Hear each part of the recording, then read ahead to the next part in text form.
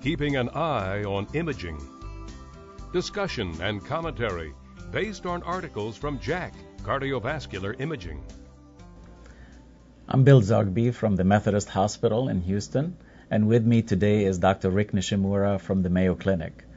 We will be discussing the role of imaging, and particularly echocardiography, in the evaluation of mitral stenosis and particularly balloon valvuloplasty for the mitral valve. Rick, it's great to have you. Thank you, Bill.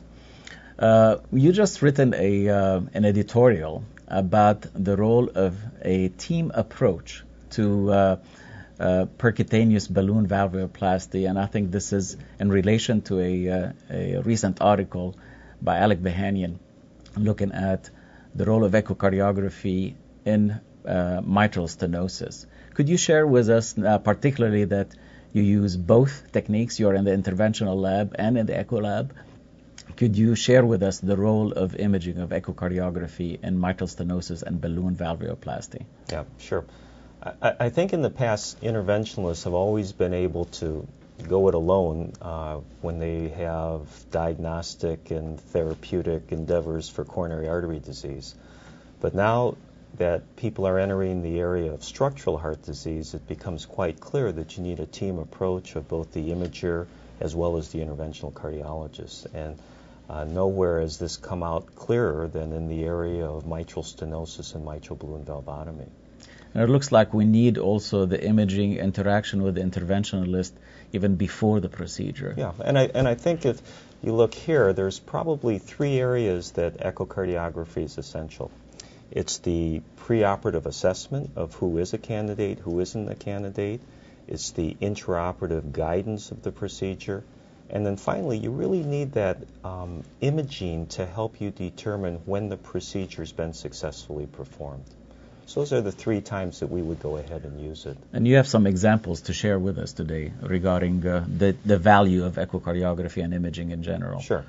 So the conventional approach for echocardiography is to take a look at the hemodynamics and valve morphology to determine whether or not the patient truly has severe mitral stenosis and whether there's significant hemodynamic consequences. But what seems to be of benefit for the interventionalist is to look at the morphology of the mitral valve apparatus. On the one hand, you might have these patients who have very pliable valves who could have a great procedure done. On the other hand, as shown on that slide, there might be patients who have very heavily calcified valves who would be at very high risk for the procedure. And in the past, we've used these scores as seen here by Baskel et al., which look at areas such as the thickness, the mobility, the calcification, the whole morphology, and the valve. subvalvular fusion.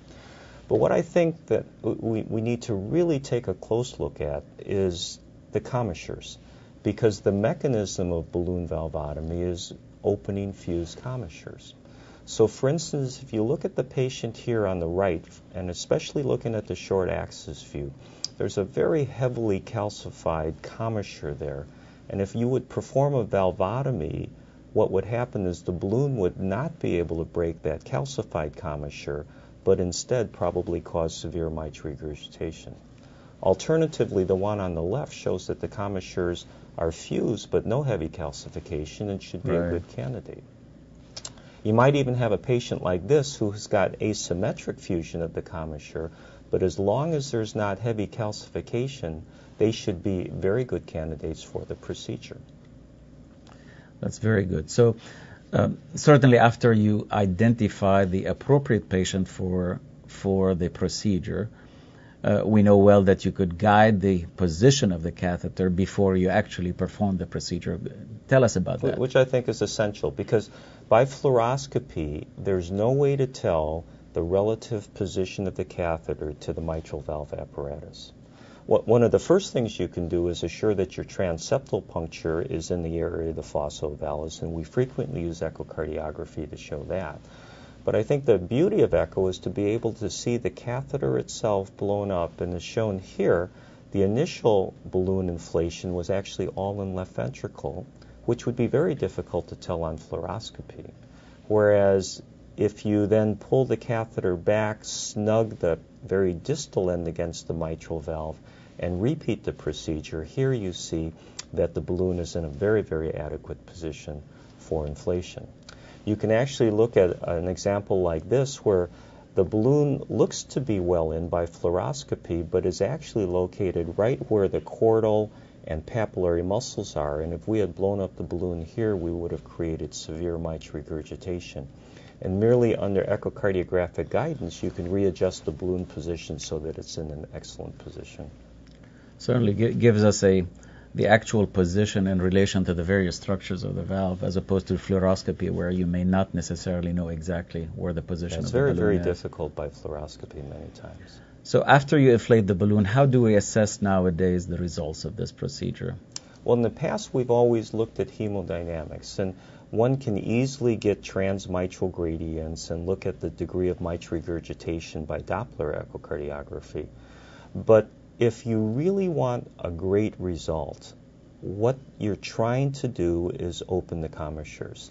And by looking at echocardiography before and afterwards, you can see, such as in this example here, that there's severe fusion of one commissure. And what you really want to do is be able to increase the balloon size enough to completely open the commissure, as shown right here.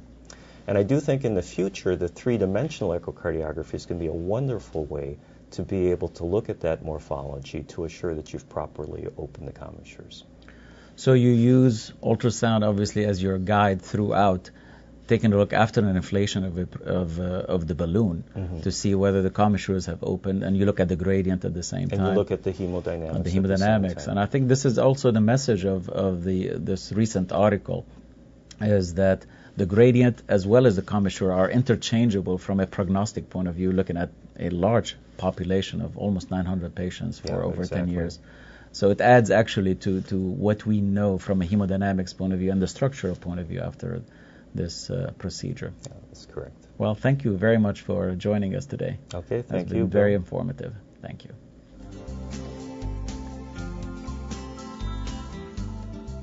Keeping an eye on imaging.